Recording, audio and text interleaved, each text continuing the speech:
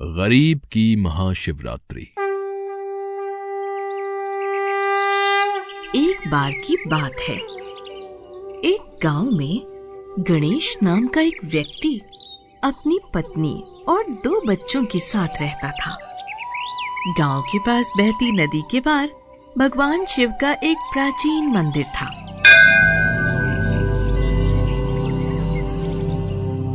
गांव के लोगों को नाव पर नदी पार ले जाना यही गणेश की रोजी रोटी कमाने का जरिया था। पर इस काम के लिए उसे बहुत कम पैसे मिलते थे। 2 रुपए से ज्यादा कोई भी नहीं देता था। बड़ी मुश्किल से गणेश अपने परिवार का गुजारा करता था। इस बात को लेकर उसके मन में चिंता बनी रहती थी। एक बार जब वो रोज की तरह काम पर जाने ही वाला था कि तभी कोई उसे बुलाने आया। अरे गणेश, तुम्हें चौधरी साहब ने हवेली पर बुलाया है। पता नहीं क्या काम होगा। अच्छा, आता हूँ।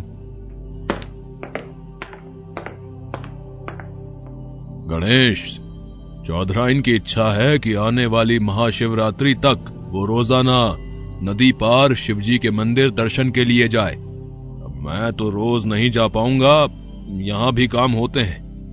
मैं चाहता हूँ कि चौधराइन को रोजाना मंदिर लाने ले जाने की जिम्मेदारी तुम्हारी हो। ध्यान रखना, चौधराइन को किसी भी बात की परेशानी ना हो। मालिक, मैं ले जाऊंगा। गणेश ने सारी घटना अपनी पत्नी को सुनाई। अजी सुनो जी, अभी तो शिवरात्रि को 15 दिन बाकी है। इतने दिनों का लाने ले जाने का पैसों का हिसाब भी रखना। हमारी तो रोजी रोटी का गुजारा रोज की कमाई ही है। मांग लूंगा। अरे वो बड़े मालिक हैं, ऐसे एकदम से पैसे मांगूंगा तो अच्छा नहीं लगेगा। दे देंगे वो खुद ही। पर फिर भी तुम ध्यान रखना जी। गणेश रोजाना चौधराइन को नदी पार मंदिर ले जाने लगा। वो समय पर चौधराइन को मंदिर दर्शन करवा कर ले आता था। दिन बीतते गए और शिवरात्रि से एक दिन पहले मंदिर से आते हुए चौधराइन अचानक बोली, मेरा बटुआ कहाँ गया? मेरे हाथ में ही था जब नाव में बैठी थी। कहीं मंदिर जाते हुए नाव में ही तो नहीं रह गया? गणेश, मेरा बटुआ देखा? तुम्हारी नाव में ही गिरा होगा। तुमने उठाया तो नहीं? नहीं मालकिन, मैंने कोई बटुआ नहीं देखा। अजी सुनते हो? मेरा बटुआ नाव में गिरा था। मैंने बहुत ढूंढा पर नहीं मिला। ये गणेश बोलता है कि इसने नहीं उठाया। ए गणेश, बटुआ कहाँ है? जल्दी बता। मालिक, मैंने कोई बटुआ नहीं देखा। भोले बाबा की सौगंध। मगरमच्छ के आंसू मत बहा। अब नाव तेरी थी तो बटुए का नुकसान भी अब तू ही भरेगा। अब तुझे तेरी कमाई का 1 पैसा भी नहीं मिलेगा। मालिक, ऐसा मत कीजिए। कल महाशिवरात्रि है। मेरी पत्नी का उपवास है। मुझे पैसों की बहुत जरूरत है। मेरे बच्चे भूखे मर जाएंगे मालिक, अगर ये पैसे मुझे नहीं मिले तो। कौन से पैसे दूं तुझे? अबे, एक तो चोरी करता है, ऊपर से पैसे मांगता है। कोई पैसे वैसे नहीं मिलेंगे। और सुन, कल हम सब दर्शन के लिए मंदिर जाएंगे, तो समय से नदी पर पहुंच जाना। जो तूने हमारा नुकसान किया है उसका दंड यही है कि अब तू बिना पैसे लिए कल हमें मंदिर लाने ले जाने का काम करेगा। चल अब जा। गणेश निराश होकर घर चला गया। वो कुछ नहीं बोल पाया। अरे क्या हुआ जी? ऐसे उदास मन से कैसे आ रहे हो? क्या हुआ? कुछ बोलोगे भी अब? गणेश ने सारी घटना अपनी पत्नी को सुनाई। मैंने तो आपको पहले ही बोला था, इन अमीर लोगों का कोई भरोसा नहीं। आप पैसे मांग लेना, पर आपने मेरी एक न सुनी। अब क्या करोगे? कैसे गुजारा करोगे? इतने दिनों से यही आस थी कि इकट्ठे पैसे आ जाएंगे। अब क्या होगा भगवान?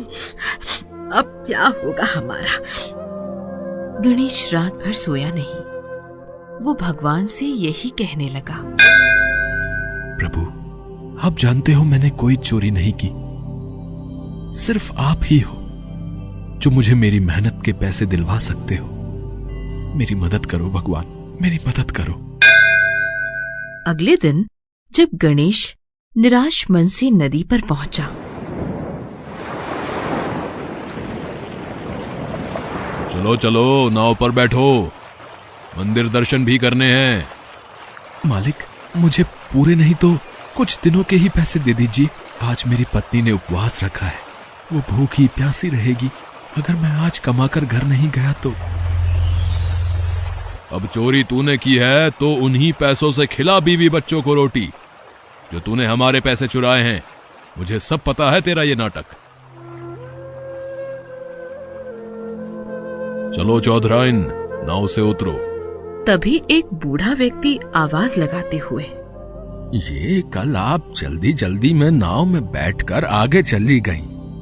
मैंने बहुत आवाज लगाई। ये आपका बटुआ जमीन पर गिर गया था, मैंने उठाकर रख लिया। मुझे लगा शायद आप वापसी में दिख जाओ, पर आप नहीं दिखे। सोचा आज महाशिवरात्रि का दिन है तो आप दर्शन के लिए मंदिर जरूर जाओगे, तो यहीं किनारे पर आपका इंतजार करने लगा। ये आपकी अमानत, आपका बटुआ। चौधराइन ने देखा बटुए में पूरे पैसे और सामान ज्यों का त्यों ही था। चौधरी और चौधराइन की आंखों में शर्मिंदगी थी। वो उस वक्त चुप हो गए और बूढ़े को शुक्रिया करते हुए बटुआ रख लिया। भोलेनाथ, मुझे क्षमा कर दीजिए। मैं एक गरीब की मेहनत के पैसे नहीं दे रहा था प्रभु, और उस पर चोरी का इल्जाम भी लगाया। हमें क्षमा करना प्रभु, क्षमा करना। चौधरी गणेश को पैसे देते हुए, ये ले गणेश, तेरी मेहनत के सारे पैसे, जितने दिन भी तूने हमारा काम किया सब का हिसाब। और ये मेरी तरफ से बच्चों के लिए कुछ उपहार भी लेते जाओ। आज महाशिवरात्रि है तो भगवान भोलेनाथ का प्रसाद समझकर रख ले। शुक्रिया मालिक, आपका बहुत बहुत शुक्रिया। गणेश भगवान का धन्यवाद करते हुए उन बूढ़े बाबा को भी धन्यवाद करना चाहता था, पर जैसे ही उसने मुड़कर देखा, वहां वो बूढ़ा व्यक्ति नहीं दिखा जो थोड़ी देर पहले बटुआ दे रहा था। गणेश ने आसपास भी ढूंढा, पर कहीं भी वो बूढ़ा व्यक्ति नहीं मिला। आखिर गणेश वहां से घर पहुंचा और सारी घटना पत्नी को बताई। तो पत्नी बोली, वो बूढ़े बाबा जरूर शिव जी का रूप बनकर आए थे। आज महाशिवरात्रि पर उन्होंने हमारी इतनी सहायता की। जय भोले बाबा की, जय भोले बाबा की। दोनों ने हाथ जोड़कर भगवान शंकर का तहे दिल से शुक्रिया अदा किया।